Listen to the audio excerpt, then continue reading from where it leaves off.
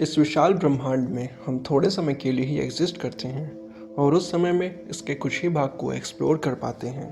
लेकिन हम इंसान हमेशा से ही एक क्यूरियस स्पेसीज रहे हैं। जब भी हम रात के अंधेरे में आसमान की तरफ देखते हैं तो जाने अनजाने कई तरह की जिज्ञासाएं हमारे मस्तिष्क में घर कर लेती हैं। आखिर ये ब्रह्मांड इतना विशाल क्यों है? ये सब कुछ कहाँ से आया है? क्या इस यूनिवर्स का कोई क्रिएटर है? क्या ईश्वर या कोई शक्ति इस ब्रह्मांड को चलाती है? हम में से ज़्यादातर लोग अपनी आम जिंदगी बिताते रहते हैं और इन सवालों के बारे में सोचते तक नहीं, but almost all of us worry about them some of the time. कहते हैं समाज मानव के लिए आईने की तरह होता है। समाज में जो धारणाएं सर्वमान्य होती हैं हम उसी को सत्य मानते हैं, लेकिन ज़रूरी नहीं है कि ये धारणाएं हमेशा सत्य ही रहेंगी। उदाहरण के तौर पर कभी यह माना जाता था कि पृथ्वी सपाट है। कई राजाओं का तो यह भी मानना था कि न सिर्फ सूर्य बल्कि समूचा ब्रह्मांड पृथ्वी का चक्कर लगाता है। लेकिन समय के साथ ये धारणाएं मिथक साबित होती गईं और हम वास्तविकता को जान पाए। तकनीकी विकास और विज्ञान के क्षेत्र में नई नई खोजों ने हमें इस लायक बनाया कि हम मिथकों की वैज्ञानिक तथ्यों के आधार पर व्याख्या कर सकें। 1687 में न्यूटन के लॉज ऑफ मोशन से हमें हमारे सौरमंडल और भौतिकी के नियमों को समझने में काफ़ी मदद मिली। न्यूटन के लॉज ऑफ मोशंस पर बेस्ड इस मैकेनिक्स को डी'एलेम्बर्ट, लैग्रांजे और हैमिल्टोनियन जैसे लोगों ने आगे और डेवलप किया, जिसे आज हम क्लासिकल मैकेनिक्स के नाम से जानते हैं। In this mechanics we deal with the quantities such as force, acceleration, momentum, Newton's laws and their consequences. That's why it is also called as Newtonian or vectorial mechanics. 1905 में Albert Einstein ने propose की the special theory of relativity, जिसमें उन्होंने include किया vacuum में speed of light की constituency के experimental fact को। इस थियोरी ने स्पेस एंड टाइम के क्लासिकल आइडिया को भी मॉडिफाई किया, लेकिन मैटर और रेडिएशन के बेसिक नेचर के रिगार्डिंग क्लासिकल आइडिया को ये मॉडिफाई नहीं करती, एंड हेंस इसे भी हम क्लासिकल मैकेनिक्स के अंदर ही स्टडी करते हैं। आइंस्टीन की special theory of relativity inertial frame of reference के लिए ही वैलिड है, जिसमें चीज़ें कांस्टेंट वेलोसिटी से मूव करती हैं या फिर रेस्ट में होती हैं। लेकिन हमारे यूनिवर्स में सभी चीज़ें एक दूसरे के रिस्पेक्ट में एक्सेलरेट करती हैं। And that's why after 1 decade he proposed a new theory, the general theory of relativity, जो ग्रेविटी को एक्सप्लेन करती है और बताती है कि स्पेस और टाइम आपस में जुड़े हुए हैं। 1920s के दौर में क्लासिकल मैकेनिक्स अपर्याप्त साबित हुई एटॉमिक एंड सब एटॉमिक लेवल पर पार्टिकल्स के बिहेवियर को एक्सप्लेन करने में। So it was necessary to adopt a different framework for the description of the phenomena of atomic and nuclear physics. And hence एक नई थ्योरी का जन्म हुआ जिसे आज हम क्वांटम मैकेनिक्स के नाम से जानते हैं। क्वांटम मैकेनिक्स का इस्तेमाल मुख्य रूप से माइक्रोस्कोपिक पार्टिकल्स जैसे इलेक्ट्रॉन्स और न्यूक्लियर पार्टिकल्स को स्टडी करने के लिए किया जाता है।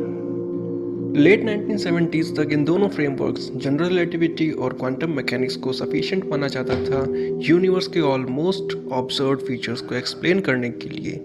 लेकिन जनरल रिलेटिविटी आती है क्लासिकल मैकेनिक्स के अंतर्गत और fundamental forces are described within the framework of quantum mechanics.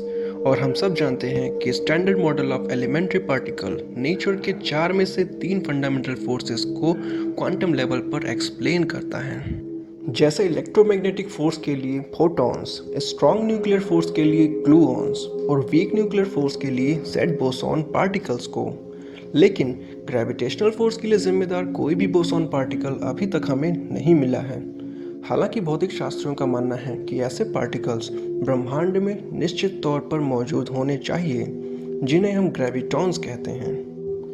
Science की हिस्ट्री में बेटर से बेटर थियोरीज और मॉडल्स को डिस्कवर करने का सीक्वेंस चलता ही आया है, from Plato to the classical theories of Newton to modern quantum theories.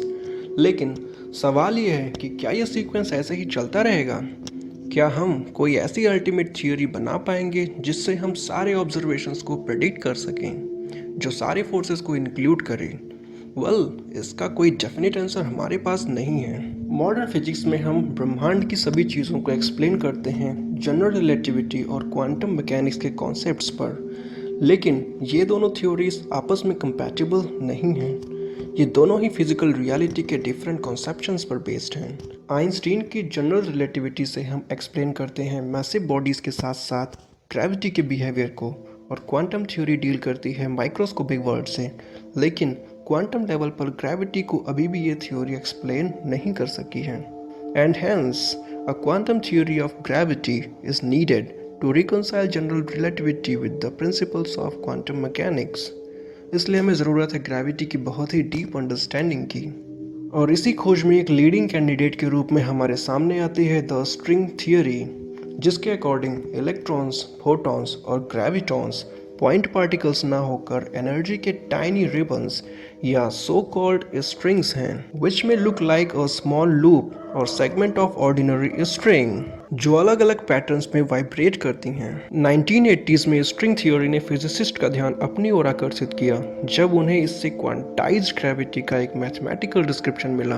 According to string theory, in the beginning of the universe यानी बिग बैंग के सिर्फ 10⁻⁻43 सेकेंड्स, जिसे 1 प्लैंक टाइम कहते हैं, के समय चारों फंडामेंटल फोर्सेस एक ही थे। वैसे स्ट्रिंग थ्योरी को 5 कैटेगरीज में बांटा गया है: type 1, type 2A, type 2B and 2 flavours of heterotic string.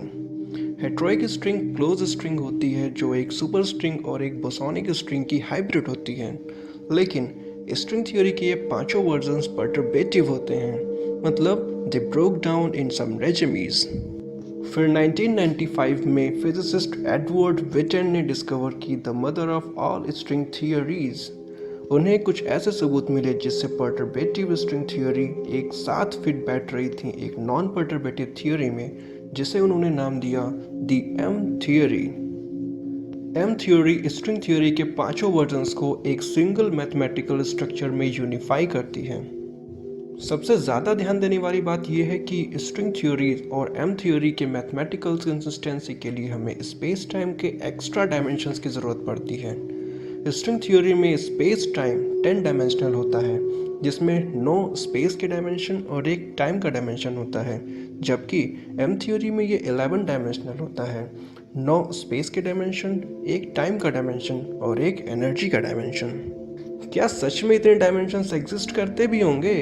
हाँ, ज़रूरी नहीं है कि ये डायमेंशंस हमें दिखें तो ही एग्जिस्ट करते हैं। ये बहुत ज़्यादा छोटे भी हो सकते हैं और बहुत ज़्यादा बड़े भी, इतने कि हम इन्हें देख भी ना सकें। 2 साल के बाद 1997 में भौतिक शास्त्री जोएन मेल्डासिना ने एक इम्पॉर्टेंट रिलेशनशिप की खोज की, जिसे ADS या CFT कॉरेस्पॉन्डेंस कहते हैं, जो स्ट्रिंग थ्योरी को क्वांटम फील्ड थ्योरी से रिलेट करती है।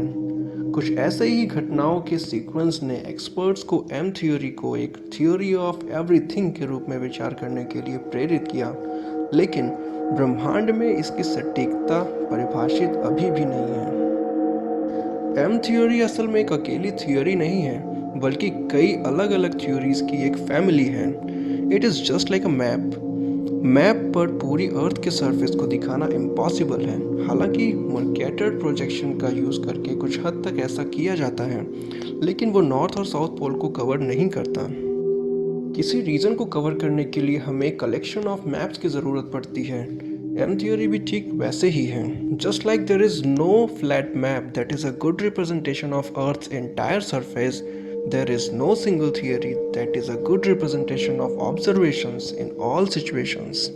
एम थ्योरी के अकॉर्डिंग हमारा ही एकमात्र ब्रह्मांड नहीं है, बल्कि कुछ नहीं से बहुत सारे ब्रह्मांडों की रचना हुई, और इसके लिए किसी सुपरनैचुरल बीइंग की ज़रूरत नहीं थी। ये सभी प्राकृतिक रूप से उत्पन्न हुए हैं, भौतिकी के नियमों से। इन सब की अलग अलग पॉसिबल हिस्ट्रीज हैं, जिनमें से कुछ ही हम जैसे क्रीचर्स को एग्जिस्ट करने के लिए अलाउ करती हैं। इस यूनिवर्स को गहराई से समझने के लिए हमें सिर्फ यही नहीं समझना होगा कि ये व्यवहार कैसे करता है, बल्कि ये भी समझना होगा कि ये इसी तरह से व्यवहार क्यों करता है। Why there is something rather than nothing and why do we exist? इस वीडियो को देखने के लिए आपका बहुत बहुत शुक्रिया। आशा करता हूँ कि ये आपको पसंद आया होगा। अपने थॉट्स को हमसे कमेंट सेक्शन में ज़रूर शेयर करें। मैं बोलता हूँ आपसे नेक्स्ट वीडियो में। Till then, spread knowledge and be curious.